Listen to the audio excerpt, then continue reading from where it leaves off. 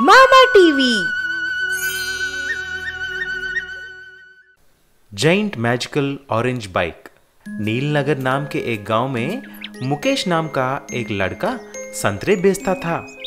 वह एक अनाथ था, उसका कोई नहीं था, इसीलिए एक छोटे से घर में वह रहता था।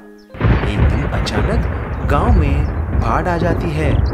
उसमें उसका घर और संतरे बेचने वाला गाड़ी भी पूरा खराब हो जाते हैं। तभी वह जंगल में जाकर रहने के लिए सोचता है। ये बाढ़ तो मेरा जीना हराम कर दिया। अब मुझे इस जंगल में ही घर बसाना पड़ेगा। ऐसा वह जंगल में एक जगह छोटा सा झोपड़ी बनाकर रहने लगा। उसके पास करने के लिए कुछ काम भी नहीं था। जंगल में जो मिलता था वही खाकर अपना गुजारा करता था। एक दिन उसको खाने के लिए कुछ नहीं मिला। हे भगवान, मुझे कुछ खाने के लिए दे देना, मुझे बहुत भूख लगी है। ऐसा बोलते ही वहां पर एक बड़ा जादुई संतरा प्रकट हो जाता है। मुकेश उसे लेकर पेट भर खाता है। मैं इतना बड़ा संतरा तो मेरे जिंदगी में कभी नहीं देखा। चलो ठीक है, मेरा पेट तो भर गया, मैं इसकी बीज को इधर ही गाड़ देता हूँ। मुकेश उन संतरों के बीज को उसकी झोपड़ी के पास ही गाड़ देता है और सो जाता है। जब वह सुबह उठकर देखा तो उधर एक बड़ा जादुई संतरे का पेड़ देखता है। उस पे बड़े बड़े संतरे भी थे। उसको देखकर चौंक जाता है। वह जैसे ही नजदीक जाने लगा, उस पेड़ से एक आवाज आने लगता है। मुकेश, मैं एक जादुई पेड़ हूँ, तुम्हें जो चाहिए मुझे मांग सकते हो। मुकेश बहुत खुश हो जाता है। ठीक है, मैं समय आने पर पूछूंगा। एक दिन मुकेश जंगल में कहीं जा रहा था। तभी उसके दोस्त कमलेश ने एक फॉरेन बाइक पे आता है। मुकेश उसको देखकर ऐसा बोला, यार कमलेश, एक बार मुझे ये फॉरेन बाइक देना, मैं एक बार ड्राइविंग करना चाहता हूँ। चल हट, तुम्हारी औकात क्या है इसको छूने की? तुम्हारे लिए तो साइकिल ही बहुत है। ऐसा बोलते ही मुकेश बहुत दुखी हो जाता है। तुरंत वह जादुई पेड़ के पास आकर उसको एक अनोखा, एकदम अलग बाइक देने के लिए पूछता है। तभी वह पेड़ एक ऑरेंज बाइक को प्रकट कर लेता है। वह बिल्कुल संतरे के जैसा था। मुकेश उसे देखकर बहुत खुश हो जाता है और उसे गांव में लेके जाता है। फिर उस बाइक को कमलेश भी देख लेता है। अरे, इसके पास इतना सुंदर अनोखा बाइक, मुझे इसको किसी भी तरह हासिल करना है। ये सोचकर कमलेश जंगल में मुकेश के झोपड़ी के पास जाकर उस बाइक को चुराने के लिए उसके पास पहुंचने लगता है। तभी अचानक जादुई पेड़ उस बाइक को एक विशाल जाइंट ऑरेंज बाइक जैसा बदल डालता है। ये देख कमलेश, अरे बाप रे, मुझे बचाओ बचाओ, ये बाइक मुझे मार रही है। बाइक कमलेश को मार मार कर वहां से भगा देता है। ये देखकर मुकेश हंसने लगता है। तब से मुकेश उसी झोपड़ी में उस पेड़ भिखारी बना करोड़पति। कुछ दिन पहले की बात थी। गुलशन नगर में एक आदमी भास्कर भीख मांगता था। वह बस स्टॉप और रेलवे स्टेशन के बाहर भीख मांगता था। कभी कभी कुछ पैसे मिल जाते थे, लेकिन ज्यादातर कोई भी भीख नहीं देता था। भगवान पे नाम पे कुछ दे दे बाबा, 1 रुपए दे दो बाबा, अल्लाह आपको सलामत रखेगा, रहम करके कुछ दे दो बाबा। ऐसा ही भीख मांगते वक्त 2-3 आदमी बिना कुछ बोले चले जाते थे। लेकिन एक आदमी रुककर ऐसा बोला, क्यों भाई, हाथ पैर ठीक है ना? कुछ काम क्यों नहीं करते? ये रोज रोज भीख मांगते मांगते शर्म नहीं आती? कुछ देर के बाद एक आदमी उसके बेटी को स्कूल लेके जा रहा था। तभी अचानक उसकी एक किताब बैग से नीचे गिर जाती है। भास्कर तुरंत जाकर किताब को उठाकर उस बच्ची को देता है। बेटी, ये लो, तुम्हारी साइंस बुक गिर गई है। तभी उस बच्चे के पापा ने ऐसा पूछा, थैंक यू वेरी मच भैया, क्या आपको पढ़ना आता है? सर, मैं एक ग्रेजुएट हूँ, मेरा नसीब ही खराब है और भीख मांगने के लिए मजबूर हो गया। मेरे पिताजी कुछ साल पहले एक भयानक बीमारी की वजह से बीमार हो चुके हैं। उनके इलाज में हमारा सारा जायदाद को बेच दिया है। मेरे माँ पे घर का सारा बोझ पड़ गया, लेकिन वो भी कुछ महीने पहले गुजर गई है। मैंने डिग्री किया है, लेकिन कुछ नौकरी नहीं मिला, इसीलिए मुझे ये करना पड़ रहा है। ठीक है, तुम एक काम करो, क्या तुम मेरे बेटी को ट्यूशन सिखाओगे?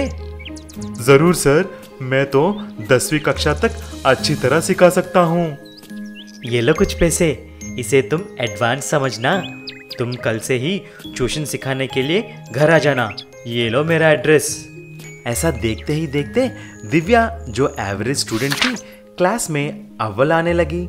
सभी सब्जेक्ट्स में अच्छे मार्क्स आने लगे। सभी टीचर्स और स्टूडेंट्स ये देखकर चौंक जाते हैं। तभी सब बच्चों को पता चल जाता है कि भास्कर ही दिव्या का ट्यूशन ले रहा है और भास्कर के यहाँ पढ़ने वाले बच्चे बढ़ जाते हैं। तभी एक दिन भास्कर, आजकल तो मुझे पैसे अच्छे मिल रहे हैं ये ट्यूशन पढ़ा के, इसीलिए मुझे कुछ अलग जगह लेके एक कोचिंग सेंटर शुरू करना है, ताकि मैं और बच्चों को पढ़ा सकूं और इसी तरह मेरा व्यापार भी बढ़ जाएगा। ऐसा सोचते ही भास्कर ने शहर में एक बिल्डिंग किराए पे लेता है। भास्कर कोचिंग सेंटर शुरू कर देता है। उसका कोचिंग सेंटर बाजू के गांव में और शहर में बहुत फेमस हो जाती है। भास्कर ने दूसरे टैलेंटेड टीचर्स को नौकरी पे रखता है। भास्कर ऐसा लाखों रुपए कमाने लगता है। लेकिन भास्कर भूला नहीं कि यह सब कैसे शुरू हुआ। वह कभी कभी जाकर दिव्या और उसके पापा को भी मिलकर आता था और दूसरों को, गरीबों को मदद करना नहीं छोड़ता। विशाल 10 पहिए वाला ट्रैक्टर। किस्मत नगर के एक गांव में मनीष यादव करके एक बड़ा सेठ था।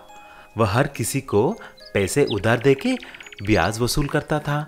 उसी तरह मनीष ने कुणाल कपूर को 10 लाख रुपए उधार में दिया। लेकिन कुणाल का खेत कुछ अच्छा नहीं निकला और वह मनीष को ब्याज के पैसे दे नहीं पाया। तो एक दिन मनीष ने कुणाल के घर गया।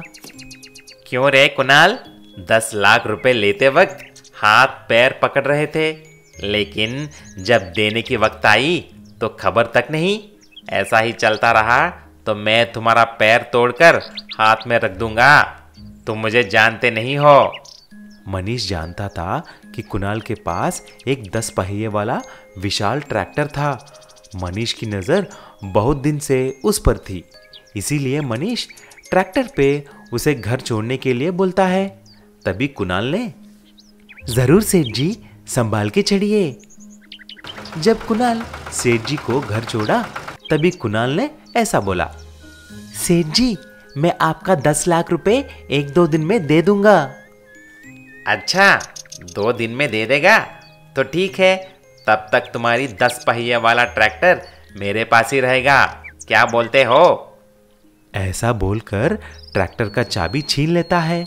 कुणाल कुछ कर नहीं सका और घर लौट के चला गया। ये देखकर उसकी पत्नी ऐसा बोली, अरे आपका ट्रैक्टर किधर है? अरे क्या करूं प्यारी, ये सेठ ने मेरे ट्रैक्टर को छीन लिया है। ऐसे कैसे होगा? उसको तो सबक सिखाना ही है। उसी दिन रात को कुणाल और उसकी बीवी धीरे धीरे से मनीष के घर जाते हैं और डुप्लीकेट चाबी से ट्रैक्टर को घर वापस लेके आते हैं और उस ट्रैक्टर की रंग बदल डालते हैं। अगले दिन सुबह जब सेठ मनीष ने देखा तो ट्रैक्टर उसके घर के सामने नहीं था। तभी वह घबरा गया। उसी वक्त कुणाल वहां पर 10 लाख रुपए एक पेटी में रखकर लेके आता है। अरे सेठ जी, जैसे मैंने बोला, ये लीजिए आपके 10 लाख। मैंने ये पैसे मेरी बीवी के गहने बेचकर लाया हूँ। अब मुझे मेरे ट्रैक्टर वापस कर दो ना।